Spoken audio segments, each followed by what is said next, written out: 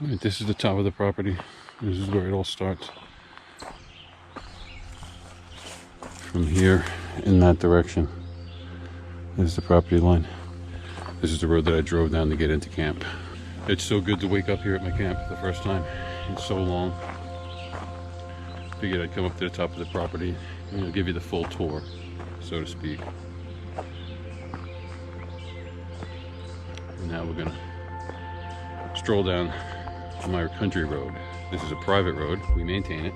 In the wintertime, no one plows it. So either you snowshoe in when the snow is really bad, or if it's not too bad, you can drive down. Now we're tucked between, we've got a very steep mountain on my right. I believe it's upwards of 2,300 feet to the top. There's a homestead up there. You pass by it on the way in when you come around the mountain to get into this valley. And then across the valley is another mountain. Now that one is just shy of 2,000 feet. And my camp is tucked in between those two mountains at 1,600 feet down there. This is what I mowed yesterday. This was all knee-high or higher. Sticker bushes were ripping me apart. It's a good place to get away from it all. We're still not too far away from where we live on the island. So this is the driveway. I don't do too much driving on it, so you see it's not beaten down. I don't come up here every day. Twice a month, maybe 3 times a month if I'm having a good month. Takes us down into camp. Twinkies on the left and the cabin's on the right. I got the generator going right now. We're gonna go this way, down the hill, and around the pond.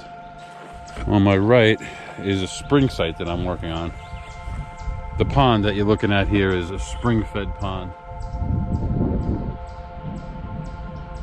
So the water comes off the hill down here. I sunk a pipe in last year and tested the water. It's darn good. It's beautiful spring water. I just got to get in there, dig it out, put in a basin, and a catch basin to catch the water in, and then pipe it over to the camp. I mean, even if I just had a wellhead here where I could fill up a bucket, that would be great. So that's something we're going to be working on this season. I just freshly cut this yesterday. It's a lot of fun. It's a pretty steep hill. Gets steeper over there. You can sort of drive down it over there. You can still see the bulldozer tracks. This land was logged in the early 1980s. Hard to believe, right? It was clear cut right down to the ground from what my neighbor's telling me. The peepers are still here. They're still peeping at night, just a little bit. I kind of missed the big part of it. You get about 2 feet out into that, and it goes down to about 10, 12 feet all the way across. This is man-made. The whole valley was engineered. The idea is to do exactly what it's doing, is to hold this big container of water. This way the deer and all the other wildlife has somewhere to play, including me. I'd like to make a swimming pond out of this. I mean, the water is clean. There's a fair amount of wildlife in here that wouldn't be here if it wasn't. You know, we've got salamanders and frogs and turtles, none of which will live in polluted water. As the spring feeds it, it discharges out of here, and it goes down the valley towards the reservoir.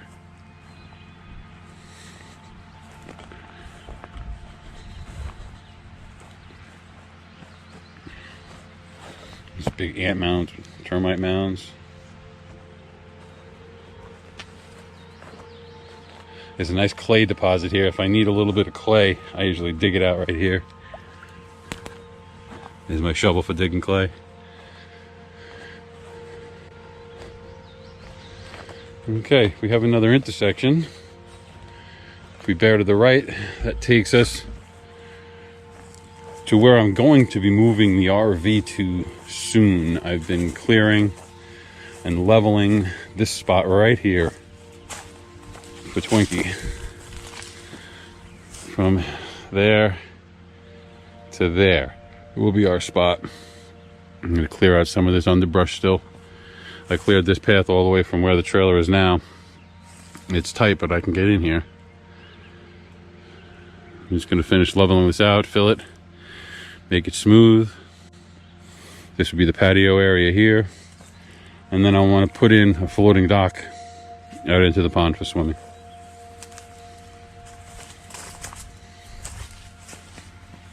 Big stick one in the pond. Nothing creeps me out more than stuff underwater like that. But to show you how clear the water is, the bottom is dark in color, but the water is crystal clear.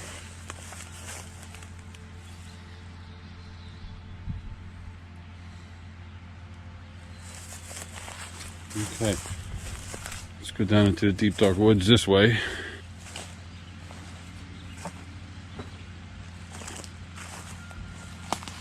I haven't done much in the way of clearing down this trail. It's just solid rock, and there's a lot of water moving underneath our feet here.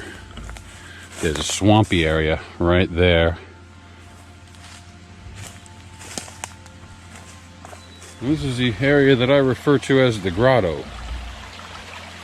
I haven't done it yet, but in the summertime, I'll take all of these rocks and I make a dam, and just upstream of where the dam goes becomes a deep spot, a great place to sit and cool off in the summertime. I make a nice place to sit. You can kind of see it down there. There's a little rock sticking up. Water's pretty cold though. You can't really stand it for too long. Unless it's really hot. It's rare that it gets that hot around here.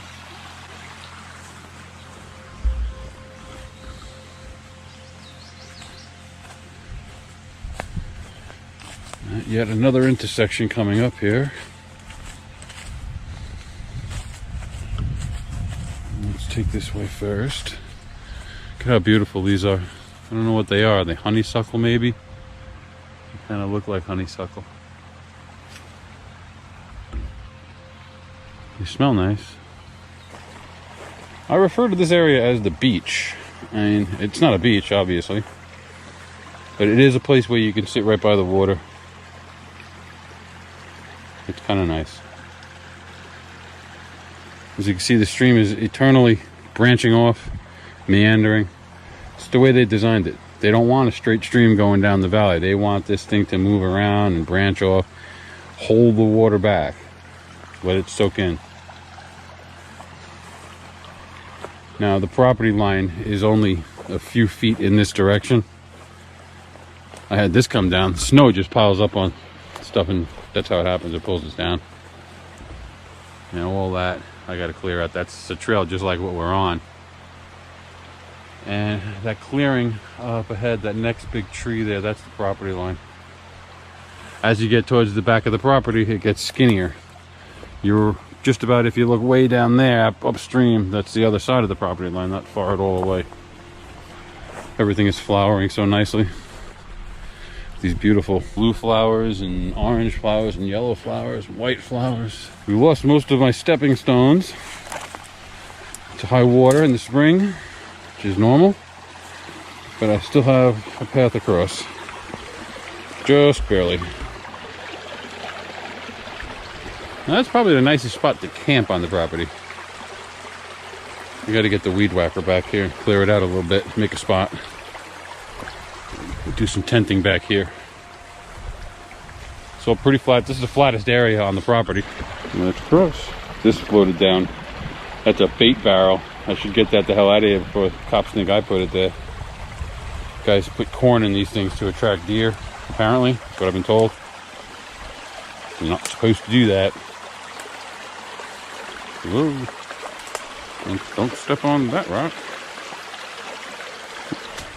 Once you get to this side of the property, it's not very wide across. I'm looking at one property line over there on the other side of this wood, and the property line on this side is only about 200 feet that way, maybe.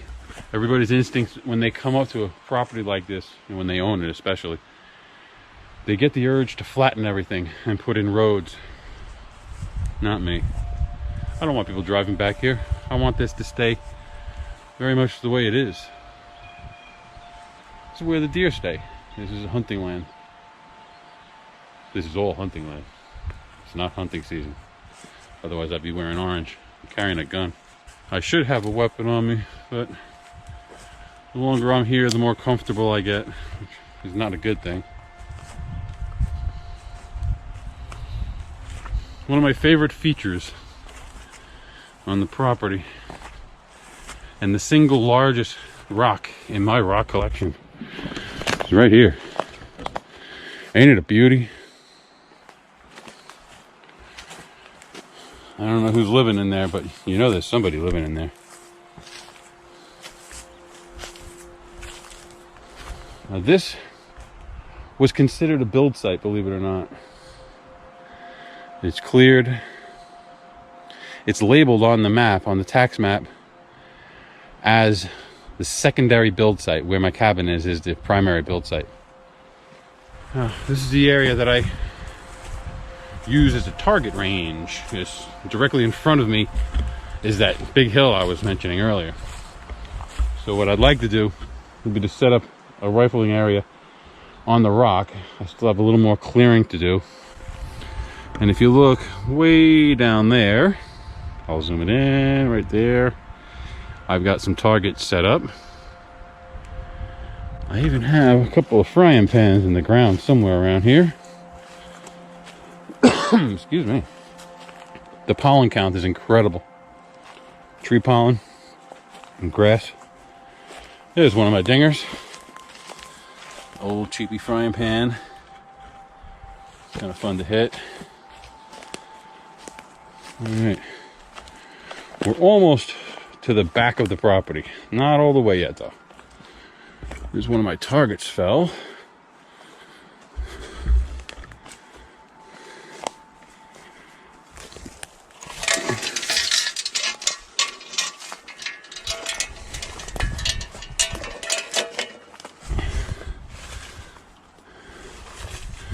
That's part of the Kosciuszko Bridge. Hi everybody, just had to do a quick battery change, take a little break. We're standing at the back of my property. I'm looking up the hill. Figure more or less about 300 feet or a football field or so in that general direction. There's some markers that are running up along that way, maybe about 50 feet up. And they go up, and the other property line is over in that direction.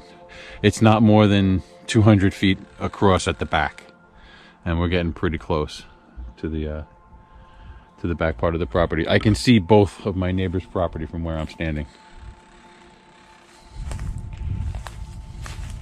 While we're standing right here, I'll show you a source of water. It's coming out from under this rock. It's most definitely a spring. Water's bone cold, but it's hard to tell this time of year. Everything's cold. But if I check that temperature in the summertime, I bet you're going to see it's very close to freezing coming out, even on an 80-degree day. And it should be flowing year-round, and it sure looks like it. The water is now taking the path of least resistance, and it's kind of hugging the right side of this field and heading towards my rock down there. So what I would have to do to make this a viable building site would be to channel this water into a drainage ditch and bring it down to the river. Maybe even make a pond out of it, possibly right here. It's a good spot for it. It's already got a lot of nice natural features. And then a drainage ditch to take the overflow. Definitely something to think about. I mean, it would change the whole dynamic back here. This is hunting land. This is where the deers like to hang out. This is a water source for wildlife. So for me to come back here and do that, it would be an extreme move. I would also have to blaze a road and 2 bridges. It's possibly not a good option. Let's take a walk. This is a very steep hill, and there's a lot of wood down. There must have been some good windstorms this winter. That's why I don't like to camp back here. What seems to be a beautiful and placid day like we have today, it changes at the flick of a switch. You can have 50-mile-an-hour winds blowing down this valley.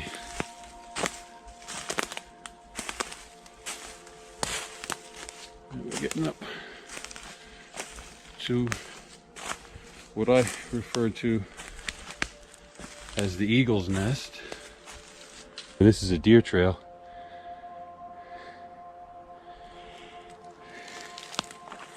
Pretty fresh. Some deer sign.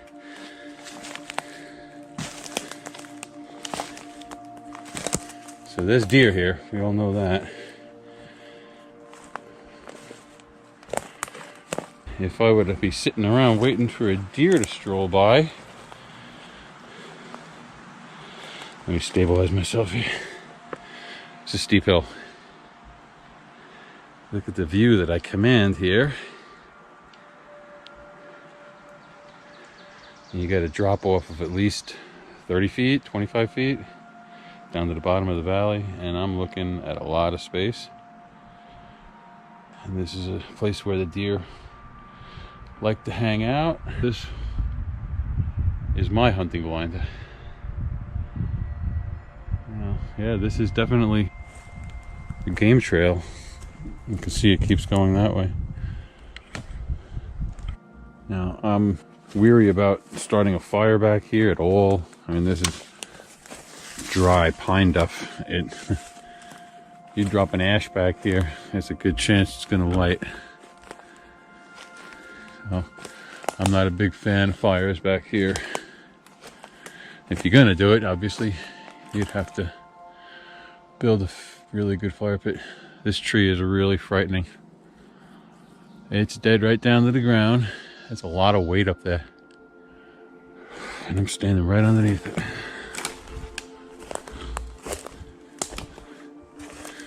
I'm on yet another game trail. I could see it. They just meander up and down this hill, I guess.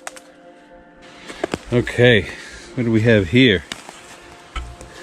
A little scary. Is that bear? Make sure you can see. We got black bear here. I had a 450-pound bear here about 3 years ago. Big male bear, all mangy. He wound up getting harvested in the autumn that year. That's the only reason I know how much he weighed. But that's a interesting sign.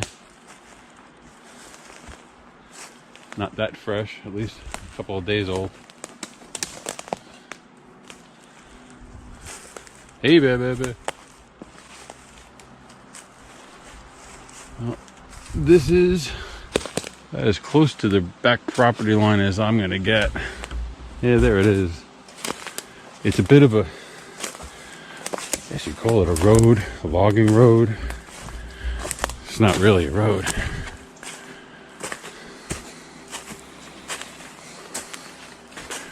And that pretty much marks the back of the property. Once you get to the top of that hill, it's somebody's backyard. There's a big old cornfield up there. Now, I've been told you're welcome to walk this land, hunt it. If you're gonna hunt someone's land, you should contact them, get their permission. It's not that big of a deal. I know everybody in the valley. Yeah, so this is what I mean, I've been told it's a logging road. It goes in that direction, in that direction. But that was quite a few decades ago. I love these forest ferns. They really are so beautiful, and this light is gorgeous, by the way. Let's see if we can show those ferns. They're just gorgeous. Spores in the back.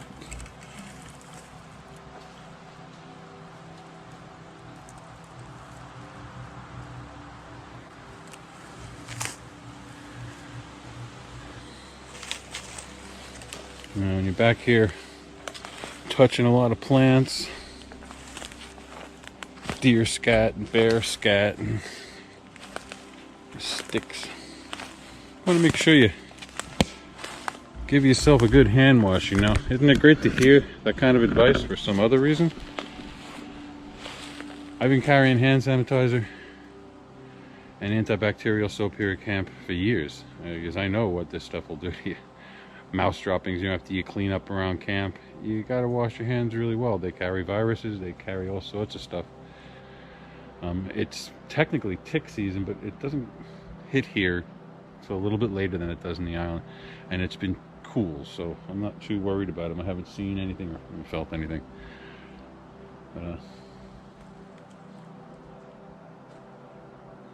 Ever get the feeling you're being watched?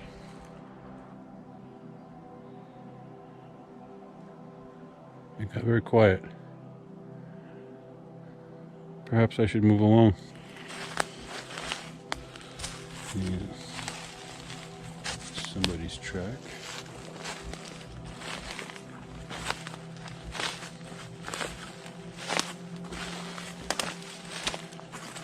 I guess I'm technically shed hunting. If I had a dog, it would be easier. We have here, that could be more bear. And we also have coyote back here and all sorts of small critters. That's pretty big for a small critter. Hey, bear, bear, bear, bear.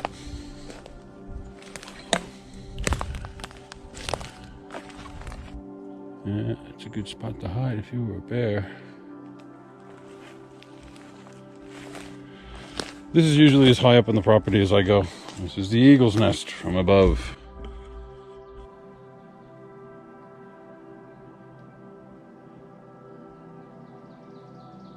One thing I'm noticing as I'm walking down, this ground is all chewed up.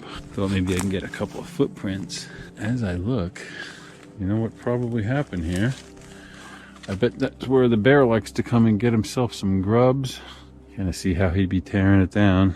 Well, the debris is right there. He'd be standing right where I am. Well, that's a good thing.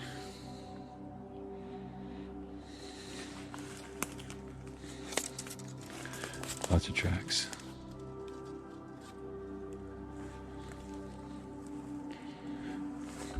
Okay, let's keep going down. Down, down, down. Yeah, you could see the deer would come down this way, turn left. There's trails all over. Okay, we're back down to the level where the spring is coming out. And downrange at the firing range. And that's the direction that we came from. I'm going to veer over this way. Got one last thing to show you on the tour. Hope you're enjoying the tour today. If you are, please hit the thumbs up. If you're new to my channel, please hit the subscription button and ring the bell so I can send you notifications when I upload a video. See, this is what I look for a camping spot. Look at that. It's like a mattress. You know, you put a tent down here with a nice ground cover. That might be poison something or other. I see 3 leaves. I didn't touch any over here. I think I'm all right. Again, wash your hands before you touch anything. Now, I think about 2 years ago, I built a bushcraft shelter. A lean-to. There's a lot of down small trees back here after the winter, like it is now. I can spend a couple hours in the woods right now and collect up 100 nice branches to build with. So I did that one day, 2 days, and I built myself this. It's still holding up. It's 2 winters. One of the tarps ripped down a bit. That's no big deal. I'm sure I can repair that. I just piled a whole bunch of, like debris so it would disappear from the wildlife uphill. So it would be a place to hide here. Made a nice little fire pit, had 1 fire in it. And I figured you could sit right here and watch for deer and whatever else is munching on that delicious vegetation. Oh, I haven't tried it yet. It's a nice spot to have a seat and relax when you're back here. Get caught in the rain. I'd like to get back to finishing it off. It's been a hectic couple of years. Yeah, that's the Bushcraft Shelter. Not bad. I'm glad it held up. Just a couple of jam knots holding all this together. Not bad. On the other side, it's a nice old cedar. Plenty of ledges and whatnot. I did a double ridge. But this one being a little bit weaker, kind of settled in lower and just became a support, which is kind of nice. The idea was that I'm going to build the other side of it. This is my tomahawk tree. It's good for throwing tomahawk in too.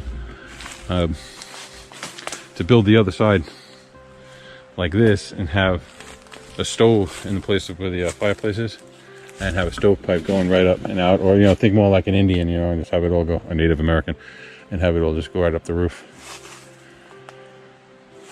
Oh, lots of good ideas, but there's so much to do up here.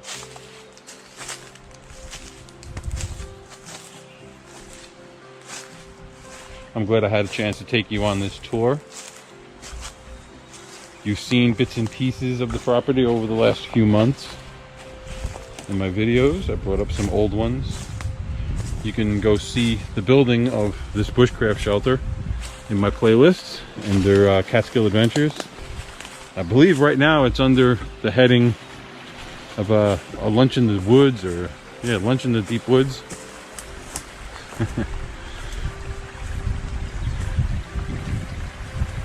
Back to the stream. Another nice place. It's kind of the way I like the Bushcraft Shelter where it was. You know, look at where it is. You got the stream right here. Yeah, finish clearing some of this out down the line. This could be a really nice area to inhabit. It's a beautiful part of the stream. Lots of audio, lots of noise. You can hear the water going over that root. Wouldn't be a bad place to dam it up either. I could put a little dam in right over here, the shallows, and that would fill up this as like a little pond. Yeah, sure would. Yeah, lots to do here. Lots of great ideas. The thing is that when I'm up here, I'm here to relax, enjoy wildlife, enjoy nature. I have to talk myself into doing some of these projects because nothing's easy here. You know, every little project you do is fallen bluestone, big, heavy, dense rock. It's everywhere. Every farm that you see here has stone walls surrounding them, and basically those stone walls represent years of work, generations of work, clearing the land for agriculture. This whole region was a giant agricultural region. It still is. It's dairy land, you know, for the most part. Some of the best milk in the world, by the way. Milk and cheese come to the Catskills, no doubt. Okay, good boots. Now this is probably pretty good fertile land down here. If anywhere there's going to be some soil, it'll be right down here in the bottom. So if I wanted to build a garden, this would be a great spot for it. Of course, it would have to have an 8-foot fence, barbed wire, 24-hour security. There's so much wildlife here. So much.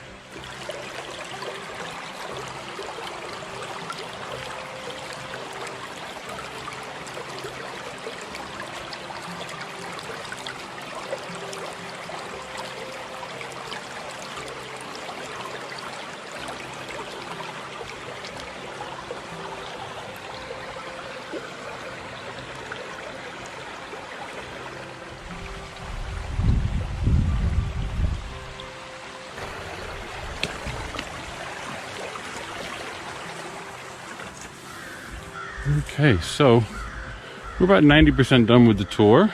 We're heading back towards camp. You'll start to hear the generator humming in a few seconds. I can just start to hear it now. That used to be for an old boat of mine. I had a 17-foot marquee with a 110 Evinrude. It was a 1976 hull, like a 1985 motor. It was a good boat. I used it for about 10 years or so. And Yeah, boating, the price of gas went up to $4 or $5 a gallon for a while. That's when I got rid of the boat. That would have been a funny video. I cut it up into pieces and brought it to the dump. That would have been pretty comical. It was pretty comical, but no one really was there to see it. All right, well, that's the whole tour. I hope you enjoyed it. Thank you for clicking on that button, spending a little time with me. I always appreciate your watching my videos, and the comments are fantastic. Please don't forget to hit the subscribe button and give us a big thumbs up if you enjoyed the video.